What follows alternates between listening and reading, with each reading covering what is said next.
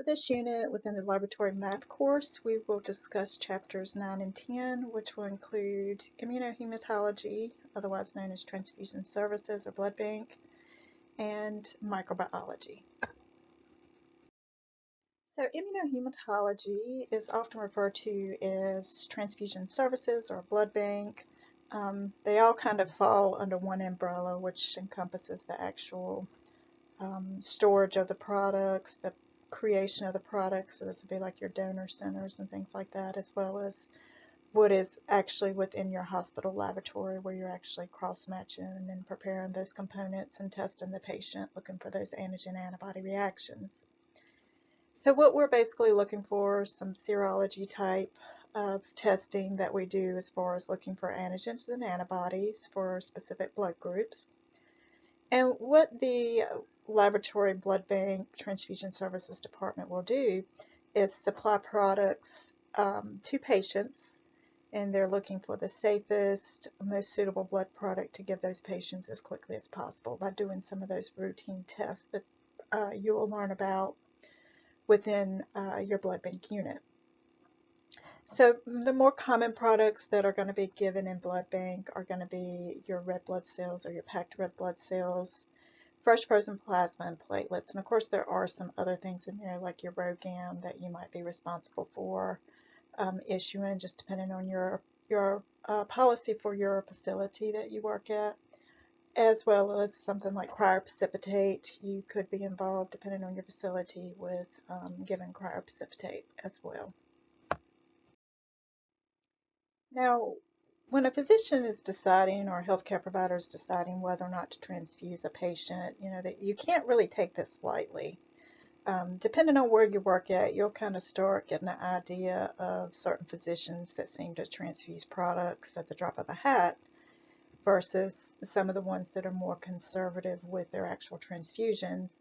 Because, overall, you don't want to introduce anything into the body that's not necessary. So even though you've done all the testing of the blood products, you've ensured that there's no transmittable diseases, all that testing has been done. You've done all of your testing that you can do as far as the blood bank world with your antigen antibody testing, and it seems like it should be a safe product. There are still situations where patients can have reactions to those products, so you always want to avoid it if at all possible. So there are certain situations when the patient's values fall below a certain point, or if the patient's, or it could be above a certain point if you're looking at the fresh frozen plasma coagulation aspect of it. However, if units of measurement or lab results fall beyond a certain point, then you may make, the physician or provider may make the decision that maybe based off these results we should transfuse. But you also have to look at the clinical presentation of the patient as well, looking for things like, are they having trouble breathing, having trouble walking, are they oozing out at different orifices, like if they're having nosebleeds or anything like that. So there are other factors that need to come into play and not just those lab values. So you've kind of got to approach it from 2 points of view there.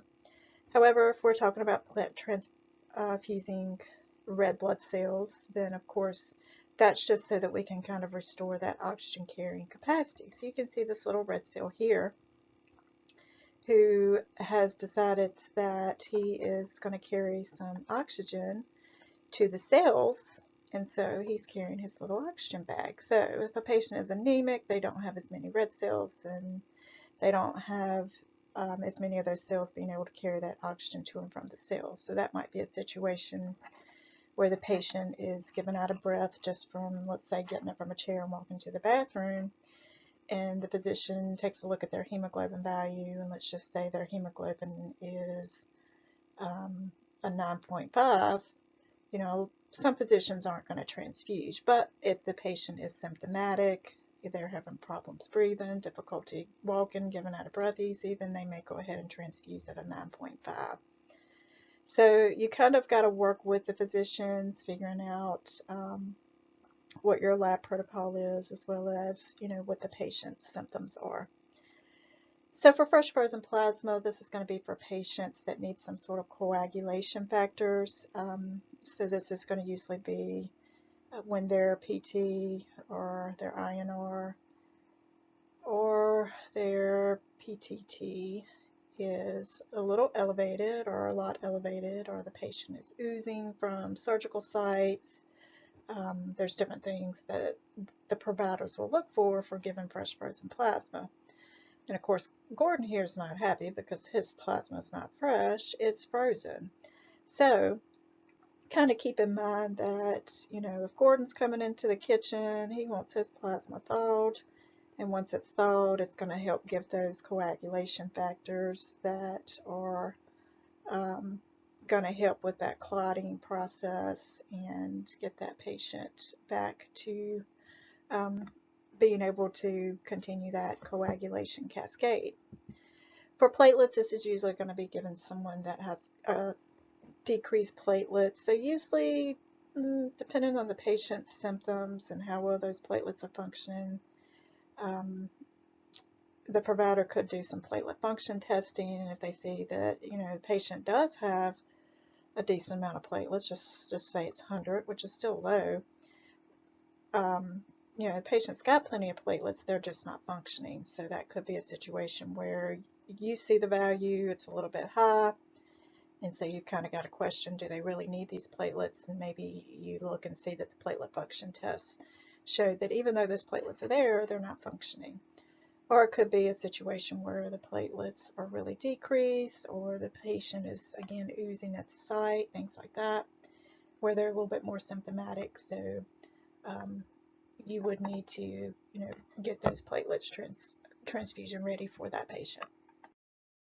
So one of the things that you can kind of do with determining whether or not the effects of that product transfused is helping that patient, or if the patient's responding, then we kind of can do an estimate of what given that product is going to do for that patient. So given a unit of packed red blood cells, you got to remember that when we draw a tube of blood, that when we spin that tube down, my tube's not very good there, that at the bottom we've got the red cells,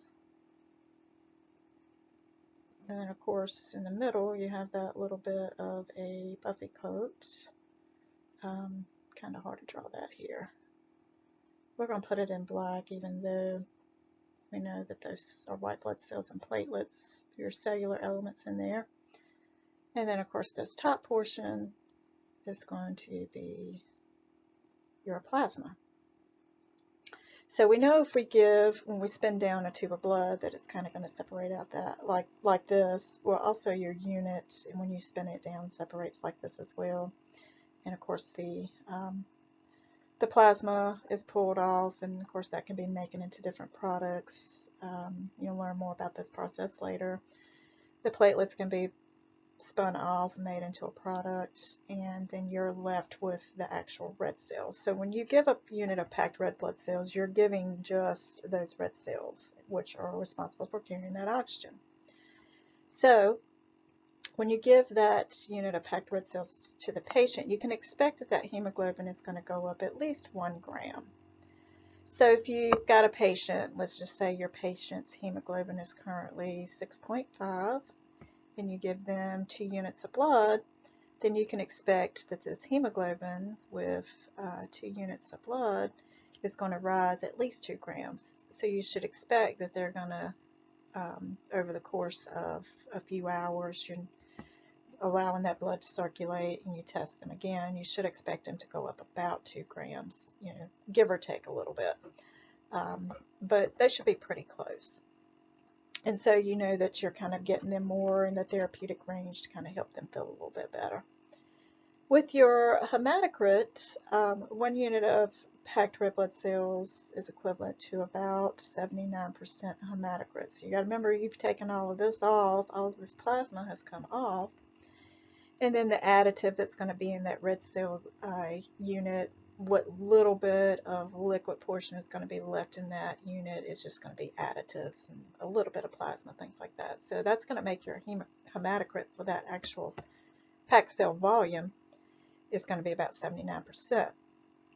So for every unit of red blood cells that is transfused, you can expect that hematocrit is going to rise about 2 to 3%. So if we think about 1 gram of hemoglobin, and we go back to that rule of 3, 1 gram times 3 is going to equal the hematocrit. So we should expect it to go up about 3%. So that's kind of a good way to keep that in your mind. So here we have an example.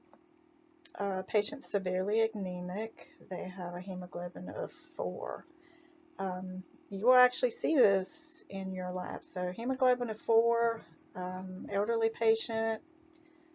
Elderly do usually run a little bit lower, but you kind of like to keep them about at least 10 to 12 grams per deciliter as far as their hemoglobin is usually kind of a good sweet spot for them. So out of 4, that's really, really low. You're looking at about a third of what they should be. But you will occasionally see values less than this. I have seen it as low as, I think it was 1.8, I believe was about the lowest I've ever seen, which was a sickle cell patient. So with that hemoglobin value of 4 grams per deciliter, then we know that we definitely need to give that patient some blood pretty quick. So with that 4 gram hemoglobin with 5 units of blood, we expect that to go up at least 5. So if you translate that out, 4 plus 5, so 1 gram for every unit, then we should expect that patient to rise to about 9. Well, guess what? They're pretty close to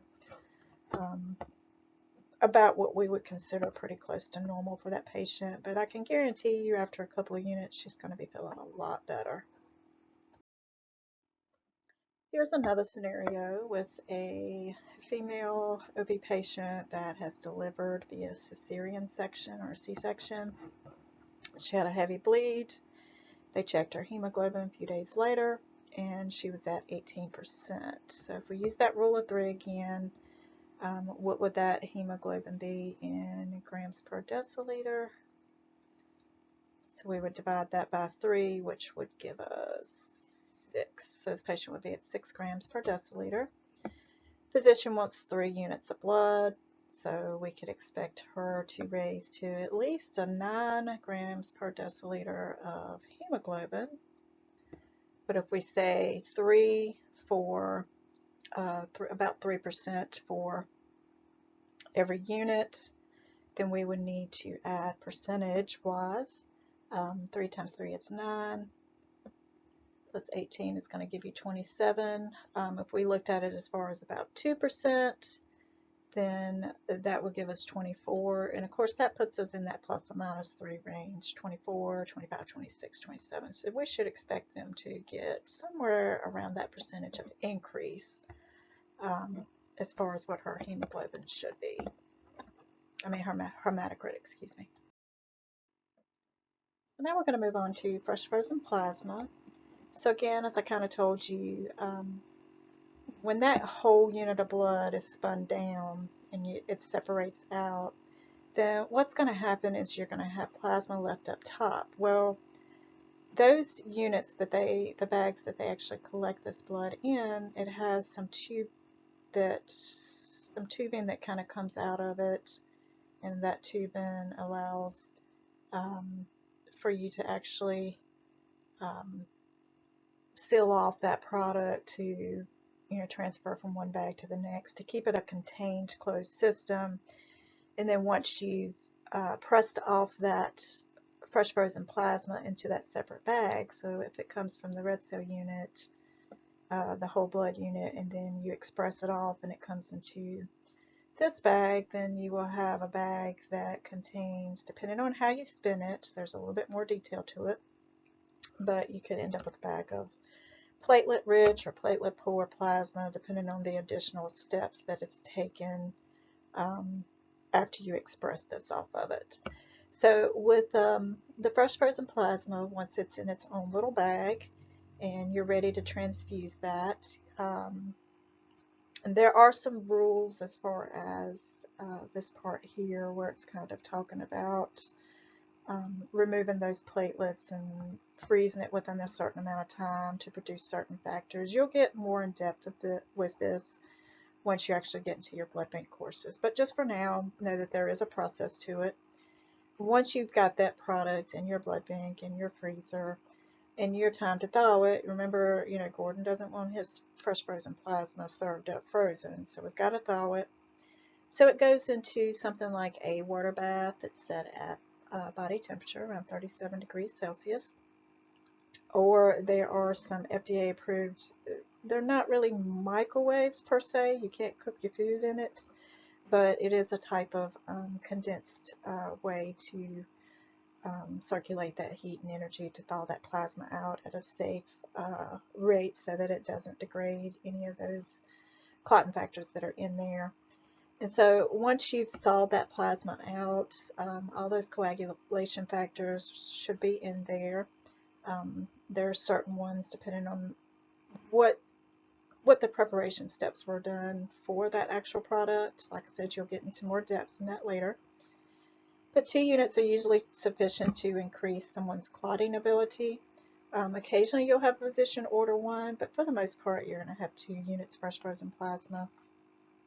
Sometimes it may be you may get an order for just 1 when the patient maybe can't take that excess volume. So here we have an example. Patient with a history of spontaneous bleeding and bruising, and they have an increased PT. So physician orders 2 units fresh frozen plasma. With every 2 units, we do expect their ability to clot, or those clotting factors, to go up about 15 to 20%. So if you think about it in terms of testing, so their ability to clot increases, which means their time to clot will actually decrease by about that much. And of course, if you were only given 1 unit of fresh frozen plasma, you can kind of think that this is going to be kind of cut in half.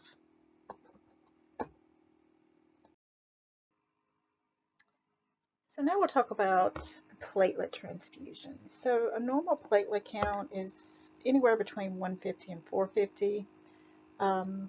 If a patient starts falling, usually around 50, 40, 30, somewhere in there is when you'll start seeing the physician wanting to actually transfuse platelets.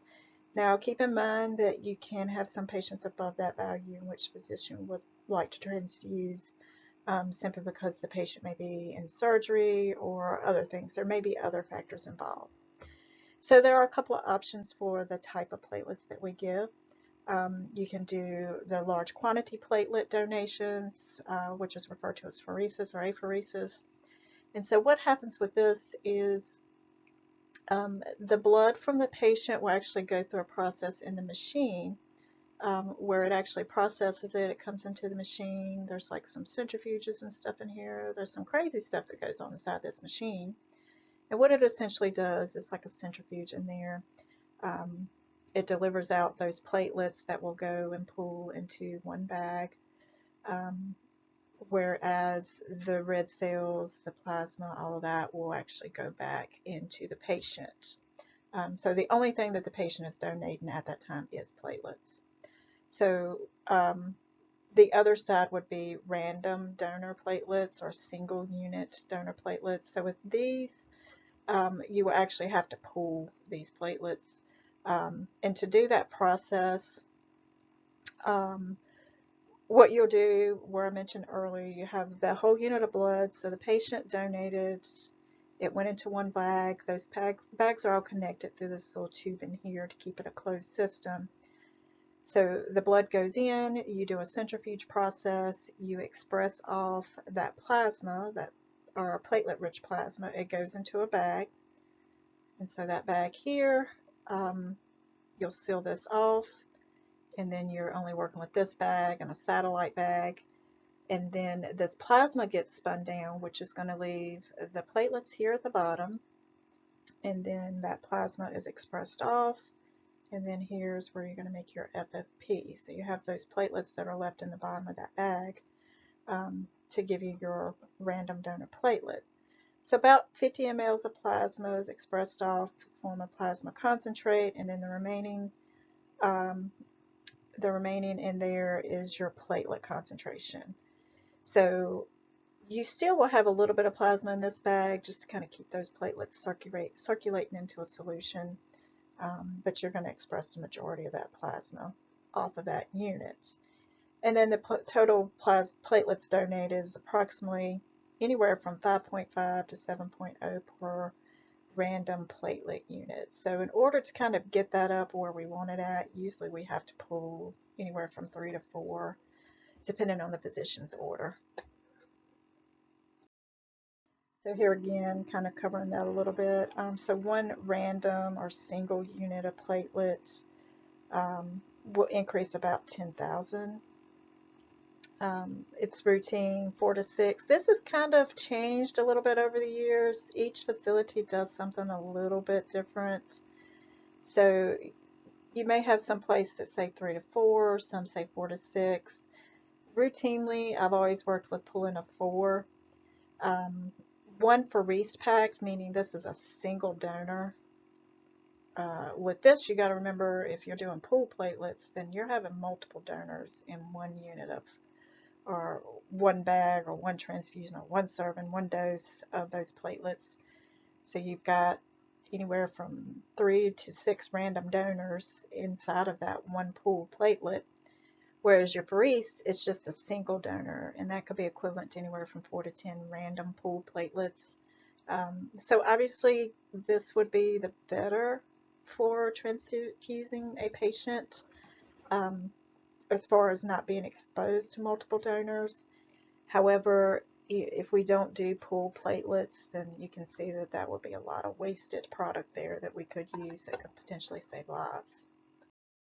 Here we have an example. We've got a patient with ALL with a platelet count today of 10,000. So this makes them at risk for bleeding. So we want to give them a unit of pheresis platelets. So we know that one pheresis unit of platelets will give us anywhere from equivalent of 4 to 10 random donor platelets. Each random donor can increase by 10,000. So if we were to do that math, we should expect an increase from anywhere from 40,000 to 100,000. So we've moved those decimal places. So in addition to the platelets that the patient already has, so if we add that possibility of 40,000 with the patient's current 10,000, we should expect that patient to rise anywhere between 50,000 to 110,000. Now let's talk a little bit about RH incompatibility. So when we talk about RH, we're talking about that D antigen, the lack of or the presence of that antigen. So if we say someone is A positive, A negative, that's what we're referring to on the positive and negative part, is whether or not they have that D antigen or that RH antigen present. So with RH negative patients, you're about 15% of your population are RH negative. Now it doesn't matter if it's AB, or O. About 15% of the population is RH negative. So what we look for with RH negative is more specifically in RH negative mothers. So if an RH negative mother is potentially carrying an RH positive fetus, then they're going to run the risk of making anti-D. Well, anti-D can actually cause a lot of complications. It can cause a hemolytic disease of the fetal newborn, cause problems within that baby. So what happens is mom is RH negative, so you can see here with this mother RH negative, so she has no antigens. However, the father is RH positive, and so the child has a chance of being RH positive, RH negative. It just depends on those genetic factors, and you'll learn a little bit more about that. But let's just say the baby inherits the father's gene and is RH positive. Well, mom's body is going to see this as foreign, so it's not going to like it. Now, the first baby doesn't really cause a problem. It just kind of stimulates mom to make those antibodies because those antigens can cross the placenta. So this could be something like a bleed, a fetal bleed of some sort, Maybe the mom had a car wreck or an injury or fall. Anything could have happened to make any sort of bleed. So there could be a bleed just from delivery itself. So with this situation, if there was any sort of bleed, the baby's antigens crossed over, so you can see where they've crossed over here, which is going to stimulate mom to make those antibodies. You can see those antibodies have formed. They're already attaching to those cells and eliciting a response. So what will happen is that mom will carry those antibodies around, and it's usually not going to hurt that first baby, but guess what happens to that next baby? So that next baby ends up being Rh positive. Then those antibodies will cross the placenta, and it will actually start attaching to baby and causing hemolytic disease of the fetal newborn. So we don't want that to happen. It can cause a lot of complications for that baby. So we'll move on to the next slide. So in order to prevent any of those complications for that baby, around mid-1960s, it was discovered that non-sensitized Rh-negative persons if they received a IM injection of RhoGAM, which is basically a fake anti-D, that their immune system won't produce those D antibodies after they've been exposed to that antigen. So this has actually helped save lots of babies over the years, because that Rh-negative mother can basically get, it's not really a vaccine, but so to speak, kind of like a vaccine during that pregnancy to kind of help to coat those red cells so that she doesn't stimulate a response. So here you can see an example that mother's Rhd negative cells, you can see it's indicated by that lighter color there. So here's mom, you got baby, the baby's fetal cells leach back over into mom, and when that happens, you know mom's going to make a response. However, if we give that fake anti-D or that Rh immunoglobulin, not doing very good there, if we give that fake anti-D, then it basically tricks mom's body. So instead of mom needing to stimulate and make that anti-D, that fake anti-D is going to start coating those red cells. So it's going to seek out those baby's red cells, coat them, which is going to prevent mom from ever having to elicit any sort of response. And there are a couple of different manufacturers out there for RhoGAM. Some of the more common ones are Rofalac or RhoGAM. You'll hear physicians refer to it as RhoGAM. It's actually just Rh immunoglobulin or immunoglobulin. The RhoGAM or the Rofalac, those are just name brands. And like everything out there, any kind of medication, you got to figure out the right dose. So determining the exact quantity, how much you need to give that mother, is going to be based on a few factors. So the average fetal maternal bleed is about 30 mLs of whole blood or 15 mLs of packed red blood cells. So remember, it's the actual red cells that are going to stimulate it, not the plasma. So Rh immunoglobulin contains 300 micrograms of Rh immunoglobulin, which is sufficient enough to protect against the average bleed. So we expect that there's going to be a little bit bleeding through delivery of some sort, with the potential of a few cells crossing back over to mom. So we want to be sure that we protect future babies from the potential of miscarriage or hemolytic disease of fetal newborn by making sure we keep mama from making any sort of antibodies towards that D antigen. So 1 unit of RhoGAM is usually sufficient to cover throughout the pregnancy. So there's typically a shot that's given several weeks before delivery, usually around 28 weeks, I think it is when the physician will give them a shot of RhoGAM to go ahead and put that fake anti-D into the mom's system, so that if she goes into labor early, if anything happens, she's jostled, you know, she gets a little clumsy when she starts getting a little top heavy and just has a little bit of a bump on her stomach. I know when I was pregnant, I would misjudge things like even, how close I scooted up to a table. So I'd get little bumps here and there. So this is all to kind of help, any potential bleed that could happen that we don't see. And so given this ROGAM, the incidences of increased fetal maternal hemorrhage can happen, and so that ROGAM has to be calculated um, once that mom has delivered. So that second dose that we give mom is going to be within 72 hours after delivery. So we've kind of got a short window there. When mom delivers, she has the potential of any sort of bleed, that placenta detaching and all of those capillaries and vessels and stuff being able to clamp off and close down to prevent any of that fetal blood going back into mom. Um, there's a very thin layer where the two kind of mingle without crossing over. So if that barrier is breached, then you could have a risk of a fetal bleed back into mom, causing her to stimulate making those antibodies. So we've got to get that ROGAM in her as quick as possible to make sure she doesn't start an immune response. So one of the things that we can do is a fetal screen. Most facilities that have any sort of labor and delivery are going to, at least at minimum, have this fetal screen kit. And so what you're looking for is any of the baby's Rh positive cells being present in mom's circulatory system. So we just get a sample of mom after delivery within that first 72 hours. So it's usually going to be the very next day. If she delivers on Monday, they're going to do the test with the morning draws on Tuesday morning.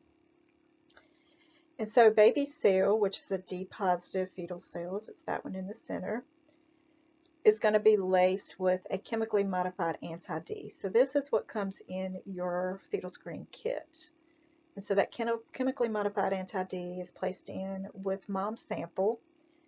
It mixes around, it does a little incubation step, and then those anti-D antibodies are able to attach to that baby's red cells. So you see that attachment happening. And then you add in what we call D positive indicator cells. So these are specifically made for this kit to specifically attach to these chemically modified anti-D.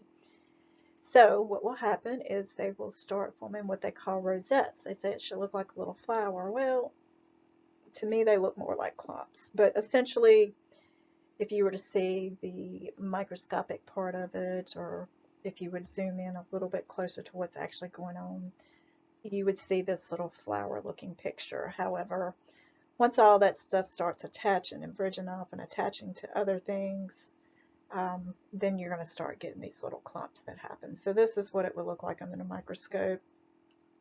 You're looking for those clumps. And if you see those clumps being present, of course there's a calculation for this as well, then you know that there has been a bleed above a certain percentage and that you need to do further testing. Now that further testing is going to be the Clauer-Habit key acid elution test. And what this will actually do will help you to quantitate the number of fetal cells versus the number of maternal cells. So again, you'll draw mom's blood within that 72-hour period, and then you do this special staining process where you're looking for fetal cells versus maternal. And so you'll make a blood smear, and then it goes through an acid buffer, and it goes through some different staining processes. And what it's actually going to do is stain that hemoglobin F. So when babies are born, they have a lot of hemoglobin F. You'll learn this in more detail once we hit hematology, which is resistant to the acid, and then it will just kind of maintain that dye that's in there. And then it goes through a wash step, and it goes through a staining process. And then what you're looking for is that the adult cells will actually have a ghost-like look to them, whereas your hemoglobin F will stain like a bright pink. Once you've got all of that, once you've counted those cells, so you actually review that slide, count those cells, and you're looking out of every 1,000 adult cells, how many fetal cells did you count? So you actually sit down, look at the smear. This is done similar to how like a retic count will look. You're looking for specific cells. But out of the 1,000 adult cells, how many fetal cells did you see? And so once you do that, you get that value, then you're going to plug it into additional equation. So this is going to give you your percent of fetal cells for every 1,000 adult cells. And then once you get that value, you'll plug that in, times 50 divided by 30. So 50 is the factor that accounts for the average maternal blood volume, and 30 is the average quantity of fetal maternal bleed. So once you work out that equation, you'll actually round it to the nearest whole number. So you're going to round it nearest whole number. So again, you're pulling out some of those basic math skills. And then we're always going to do +1 shot. So the +1 is just a safety measure, because you got to remember, out of mom's entire circulation, we're only doing a small fragmented percentage of actually looking at mom's cells to do this determination. So just to be on the safe side, you always give 1 additional shot. So if your fetal screen that you tested was negative, you did not need to do a Clauser-Betke, then you would actually do if you were to do the equation and work it out, then you would only do +1, which means you're just going to give the mom 1 shot. Here we have an example. A woman was rushed to the emergency department because she was hemorrhaging, because she was having a miscarriage. So the mom's type is Rh negative, so she is B negative.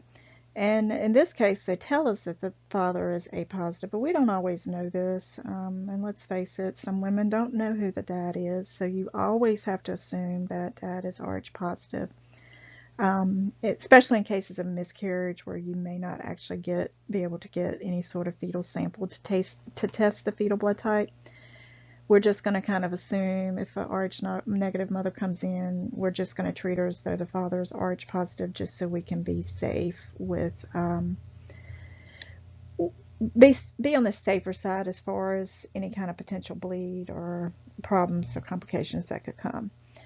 So they did the testing, and they found that there was a 3.2% fetal bleed. So here is an image of that Clauser-Betke stain that I was telling you about. So you can see the lighter pink is mom, the darker pink is the fetal cells, and so you would count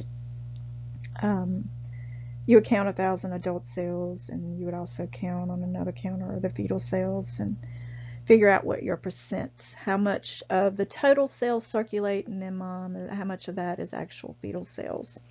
And there's actually some automated machines that will calculate the hemoglobin F now. But either way, you need to know what to do with those results once you get it. So in this particular case, there was a 3.2% fetal bleed. So that brings us over to the equation to plug in those numbers to determine how many vials do we actually give this mother who has just suffered a miscarriage. So with the 3.2% bleed times 50, and then we're going to divide that entire number by 30, that gives us 5.3. So round it to the nearest figure. So 3 means we're going to round it down to 5, so that will give us 5 shots, but we also do that +1. So this mom's going to get a total of 6 vials of RhoGAM. So it's going to be 6 injections. Depending on the type of Rh immunoglobulin that is used, there are some IV infusions that are possible now. So they could just place this directly into the IV line versus having to actually do 6 of those muscular shots, because that would be rather painful to have to get 6 of those. So when we talk about anti-D, we understand now that from talking about the previous slides that anytime you have anti-D present, you could potentially have a case where you're going to cause hemolytic disease of the fetal newborn. There are also other antibodies, blood type antibodies that are IgG that can cause issues as well. And you're going to learn a lot more about these in the future, so don't stress over what those are right now. But if one of those antibodies are present, then we need to kind of get a baseline of how much of that antibody is present in mom. And so we do that by doing antibody titers. depending on the blood bank that you're at or where you do any kind of clinical rotation or where you work at, they may or may not do these. A lot of places will send these off. However, what you do is just like we learned about those seral dilutions in some of the previous math or within chemistry, there's some kind of dilutions that are done. Then you're going to start off with the patient's plasma sample with full strength antibody, and then of course you're going to dilute it out, until you just have very little antibody, and then you're going to test that to see where you actually get your reactivity at. So if it's found pretty early in pregnancy, so usually they do that testing for that antibody screen, depending on the physician's office, usually somewhere around 12 weeks, give or take.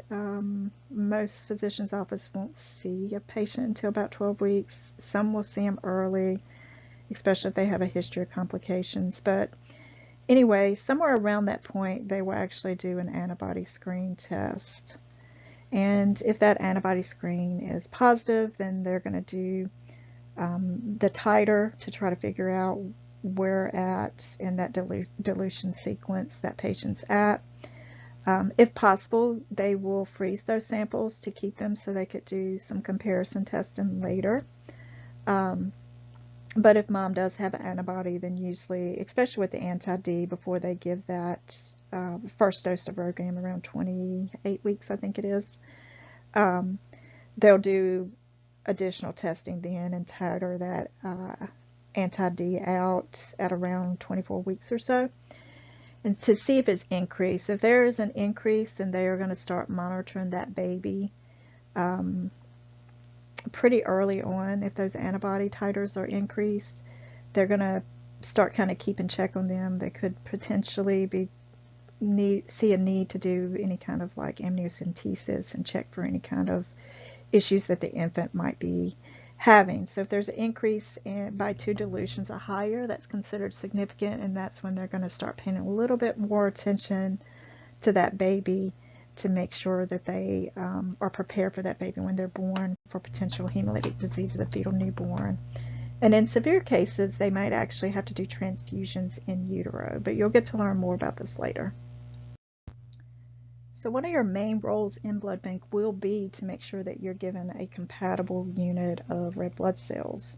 So not only do you have to match the type, so the ABO and RH, but you've also got to make sure that there are no clinically significant antibodies that are in that patient that could possibly interfere, or that donor's antigens could possibly interfere with that patient's circulating antibodies. And so if you do find out that your patient does have an antibody, and this is because that antibody screen is positive, then you work it up, you figure out what that antibody is, and there are several of them. And then from there, if you have to transfuse that patient, then there's some calculations that you can do to figure out exactly how many units do you need to screen before you're going to be able to find a unit that is compatible or matches that patient's antigen typing. So by doing that, we have to know the frequencies of those different antibodies or antigens, the presence of those antigens in the donor, because we've got to avoid giving that antigen to that patient. If that patient has the antibody, then we cannot give the antigen. That's a no-go. So we got to make sure that they match. If the patient has the antibody, that means they don't have the antigen, which means our donor must be negative for that antigen as well. And it does kind of help to know the ethnic population of the donors, but we don't always have access to that information. So we kind of got to get a ballpark figure when we do these calculations, because there are certain populations that tend to carry or have those antigens that others don't have, and there's certain populations that lack certain antigens. However, when you have a donor unit in front of you and you're trying to do that testing, you don't have that, but you do look at kind of the common frequencies when you're looking for those units. So here we have an example of a white female who has developed an anti-Duffy A, and she's admitted for surgery, and the doctor wants 2 units of red cells.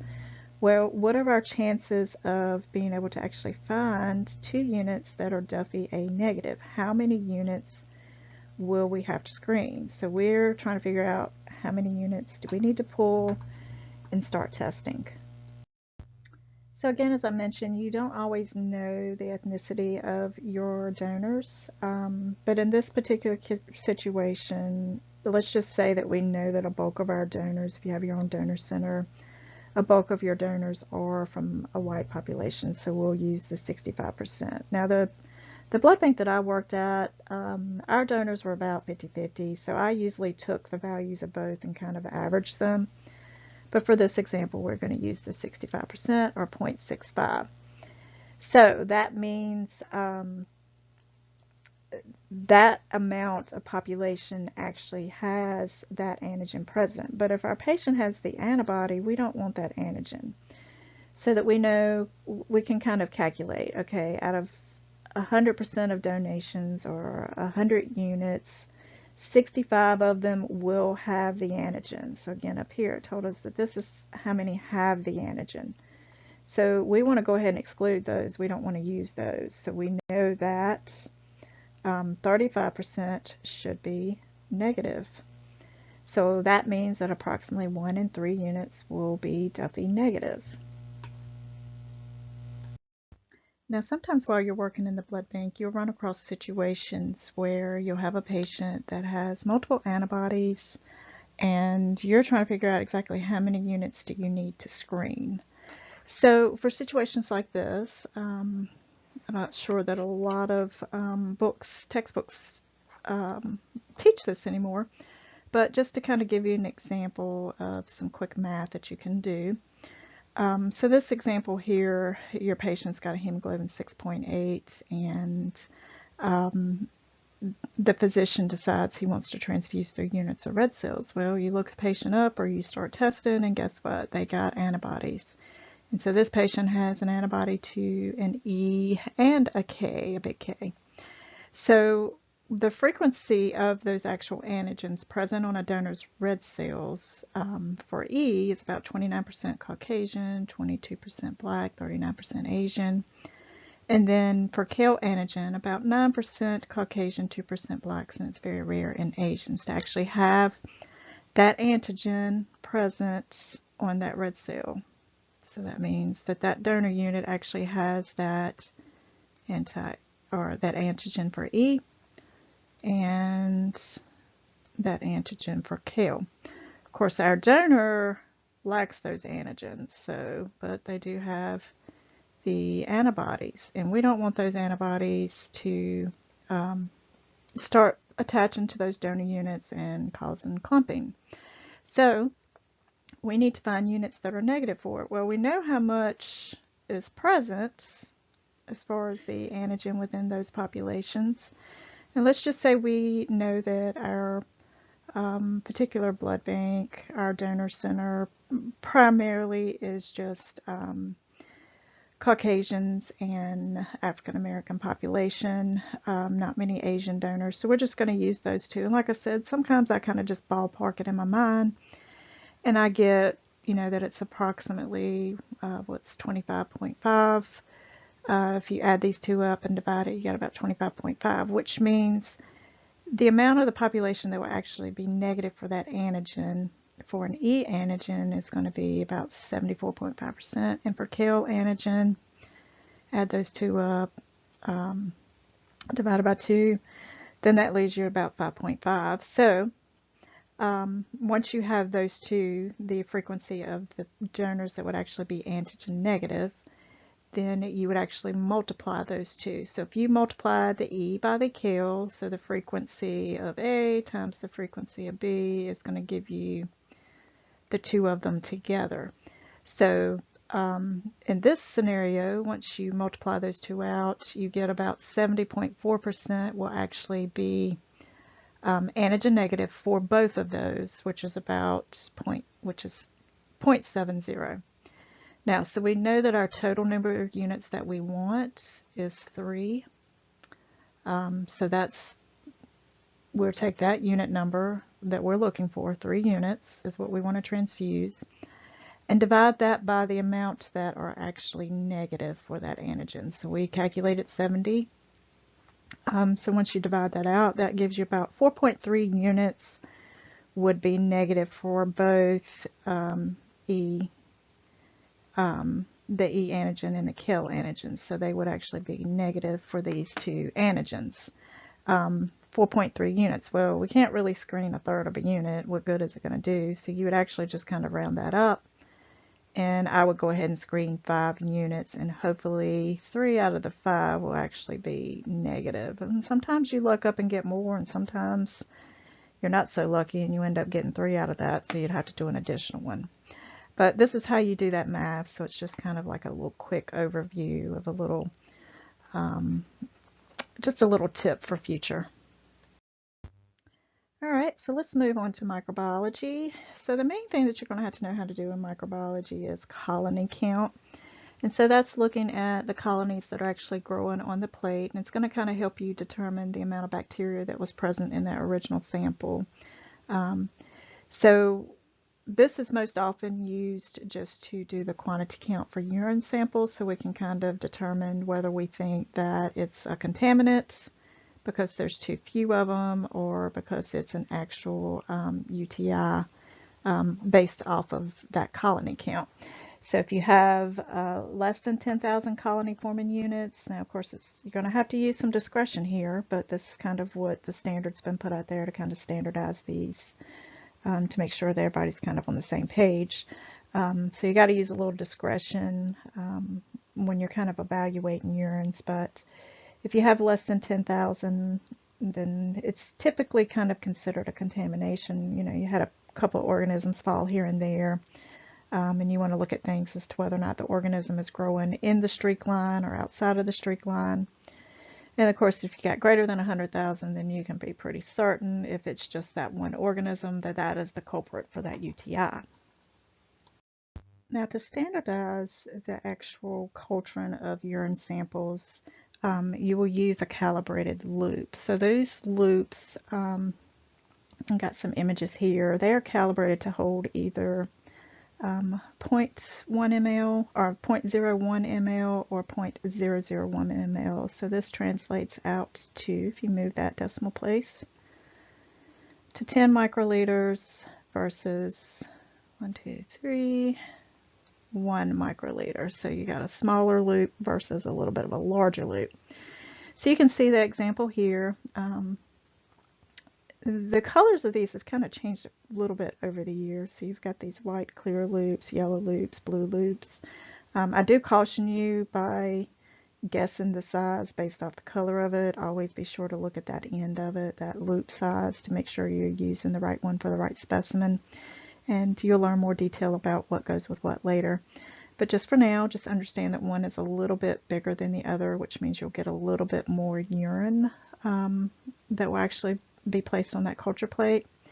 But they do make them a little bit different. So of course you can see the difference in the size here of these two loops, the blue versus the yellow.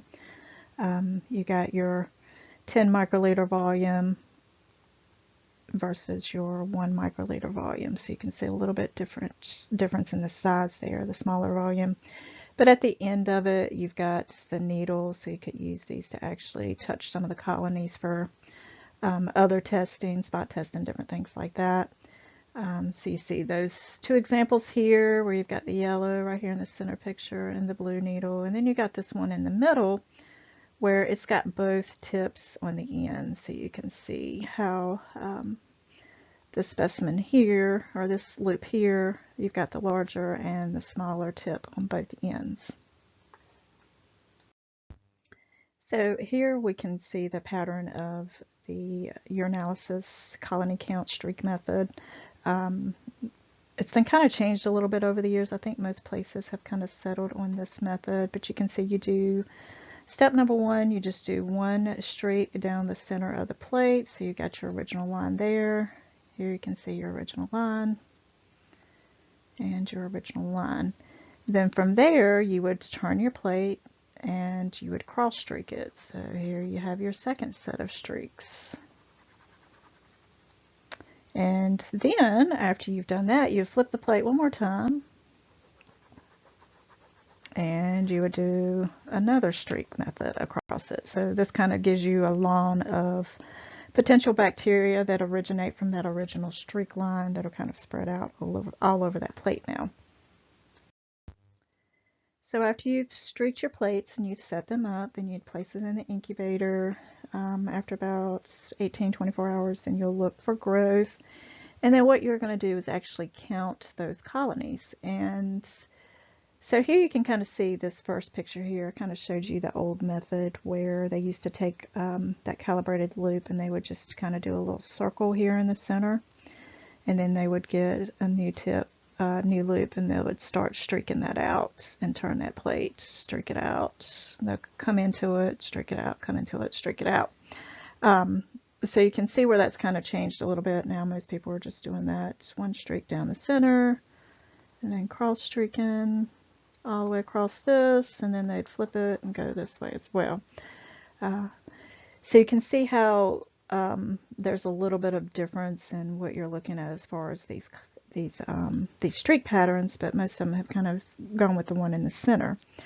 Now, depending on what your loop size is, so you've got to know what specimen you're working with and what loop it was that you used. So with this 0.01 ml, of course, we know that's 10 microliters, but if you think of it in terms of what places is it in, so this first place is tens, and the second place is hundreds, so we need to multiply our colonies by 100. Same here, tens, hundreds, thousands, so we need to multiply it by 1,000. So what you would actually do is count your colonies on your plate. You can see in this first one, if I were trying to count individual colonies, 1, 2, 3, 4, looks like I got a tiny one trying to come up there, 5, 6, 7, like there's a lot of them. So just doing a quick glance, I would say that there are probably greater than 100 colonies. So depending on my loop size, it could be greater than 100,000 or greater than 10,000, depending on the size of the loop. Same here. You're going to actually count these individual colonies. So if we just kind of went through and count all of these little individual colonies, it's a little bit difficult when you start getting some that are joined. But if you kind of see the outskirts around it, there's probably at least 50 to 100 in this one as well. Now this plate here on the end, it's a little bit harder to see because you've got some really teeny tiny colonies that are all just up in this one area. Depending on the specimen, the loop that was used, different things like that, this is probably going to be called a contaminant. It looks like you've got whatever this organism is, and then you got something here that looks a little bit different. I actually drew over top of that. But you've got some that look just a little bit different. You got some that's kind of up here that are a little bit harder to see. But if you were to kind of reflect the plates in the light, you can kind of see them reflect in the light. So the colony itself's clear, whereas this one's got a little bit of an opaque color. So there's at least 2 different colonies on this one, and there's probably no more than about 10 or 15. So this would probably considered a contaminant, and it would not be worked up. So here we have an example. 17-year-old female suspected UTI. They use a 0.01 ml, so this is a 10 microliter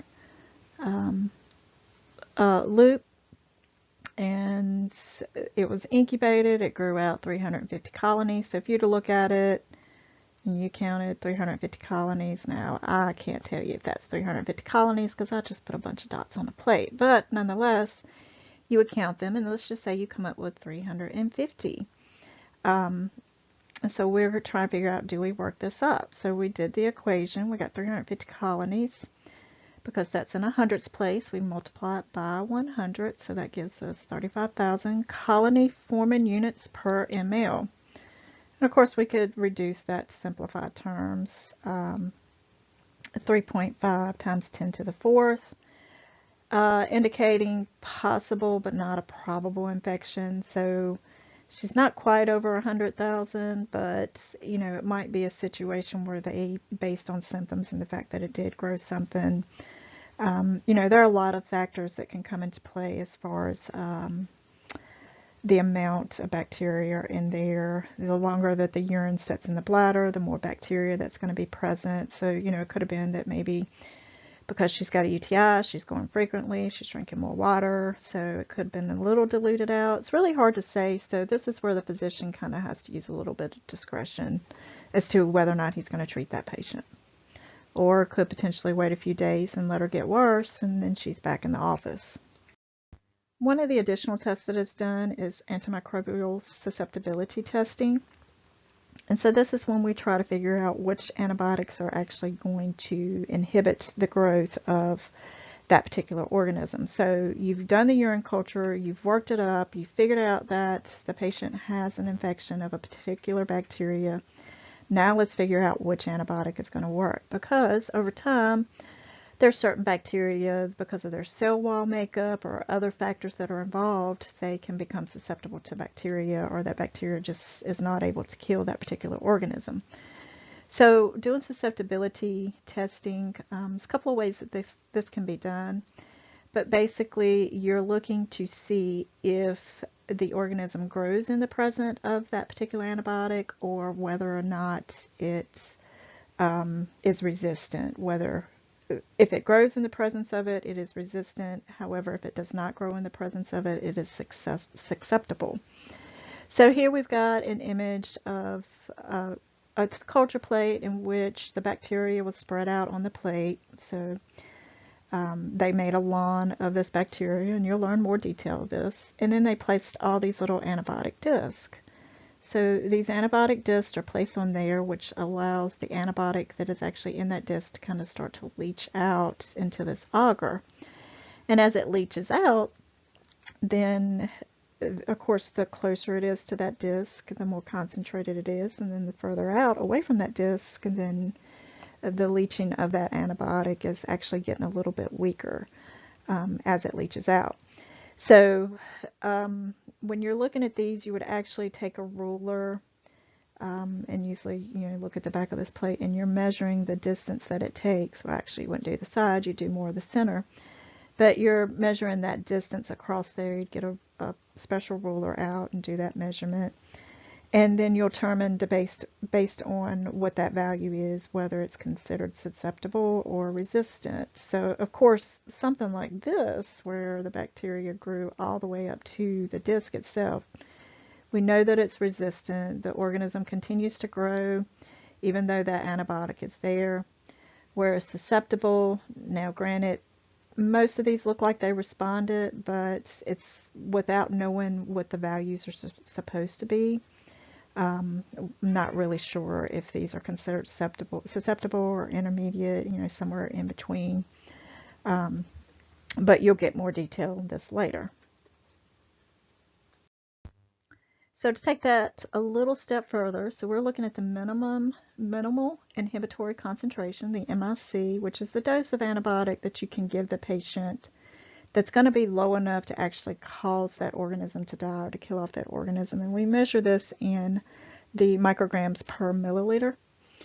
And so here is an example of an E-test, which is a strip of that antibiotic that's actually kind of impregnated into that little paper strip. And then that's placed on that lawn of bacteria. And then the antibiotic itself is actually kind of diffused out, just like it was with those discs.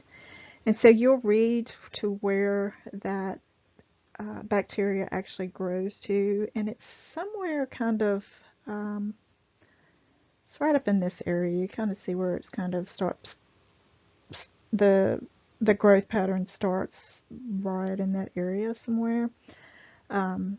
So that's the stronger dose of it is back here. You've got more antibiotic, whereas you have less antibiotic here. So we know that our lower dose is in this area down here at the bottom. So if we look at this and we're trying to figure out exactly what is our minimum inhibitory concentration of this, then we we need to round up because we're somewhere around 1.5, give or take. It's right there at it, but it's closer to the 2. So we'd actually round up to the 2 micrograms, micrograms per microliter. And so that would be the result that we would report out as far as what the lowest value of that concentration of that antibiotic could be used. And then there's a broth testing method. So we've seen the strip test, we've seen the disc test, and then there's a broth method in which those broths are actually diluted out. So again, more of that dilution. So depending on what the dilution is, it could be a 1 to 2, 1 to 4. Of course, these aren't it, but kind of get an idea. And of course, it keeps going, but that's probably not what these are. They're probably a lot different than this. But you can see in this first well that you actually have growth inside of these wells. So you got this organism that is still growing. So it grows in every well, which means it's resistant. And then this particular one, you can start to see some growth here. Yeah, you can see that little dot there. And then you can see it getting a little bit bigger. There's more growth. So the less antibiotic that's in this solution here, the more it's able to grow. So usually somewhere around 80% reduction in growth is considered a reaction. So I'm not really sure how if most of these things are going to be put on an analyzer. So I'm not sure how it's going to score it, whether it's going to score this is the minimum or this, because it does look at a variety of things when it's scanning those. This particular one, you don't see any growth in any of these wells, so it would be sensitive to every concentration. Here's some more examples down here at the bottom. So you can kind of see where you're looking for actual growth in those wells to do that microtiter plates. You can also do this in tubes. So you would set up the tubes and do the dilutions in the tubes. So this would be more that serial dilution where you have several tubes that have a different concentration in each tube. And of course you would have the bacteria introduced into it. So you'd make sure that everything's kind of equal as far as the amount of bacteria introduced and whatnot. And then you're looking for the turbidity or the cloudiness of it to see if you still got anything present, or even just a clump of bacteria growing at the bottom of it. So you can do the susceptibility testing a few different ways.